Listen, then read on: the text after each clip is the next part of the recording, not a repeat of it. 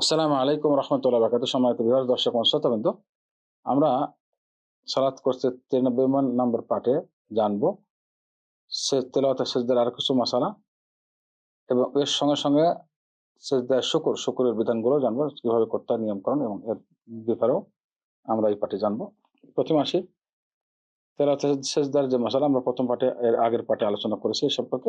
বাকি মাসালাগুলো এখানে আলোচনা করছি যে যদি ইমাম সাহেব সেজদা করে সালাতের ভিতরে, তখন মুসল্লিদের জন্য জরুরি যে তারা সেজদা করবে, মানে ইমামের আনুগত্য হয়, আনুগত্য ফরজ।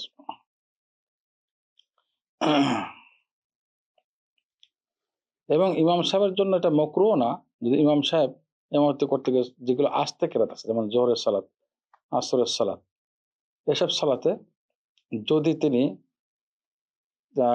কোরআন তেলাওয়াত করতে গিয়ে আয়াতে সিদ্ধা পড়েন, সেটা আয়াত পড়েন আস্তে সালাতে, তো এটা মকরু না যে ইমাম সাহেব সেজদা করবে সেখানে, সালাতে সিরিদা বলে। তার মানে আস্তে কেরাতের সালাত গুলোতে যদি সেজদা করে, তবু আমাদেরকে সেজদা করতে হবে, এটা নিয়ে আনুগত্য করতে হবে। এবং ইমাম সাহেবের জন্য এটা মাকরুহ না। আস্তে কেরাতে ইমাম সাহেব কেন সিজদা করলো আমরা শুনি না, এই কথাগুলোর প্রয়োজন হবে না। মাকরুহ না, জায়েজ, কোনো সমস্যা নেই।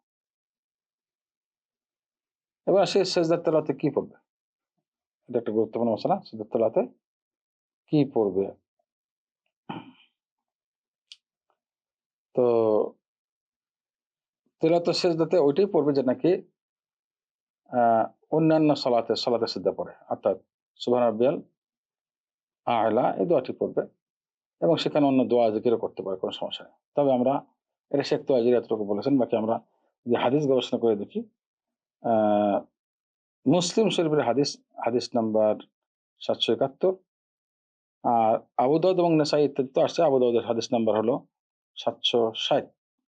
এটাকে শেখ আলবানী, শেখ সোহাইব সবাই সহি বলেছেন। এই দুটো হাদিসে আমরা পাচ্ছি রাসূলুল্লাহ সাল্লাল্লাহু আলাইহি ওয়াসাল্লাম সেজদায় অন্য দোয়া পড়েছেন, যেমন সেজদায় সুবহান রাব্বিয়াল আ'লা তো পড়েছেন, এসে কখনো কখনো অন্য দোয়া পড়েছেন, বিশুদ্ধ সাব্যস্ত, রাসূলুল্লাহ আমল দ্বারা সাব্যস্ত।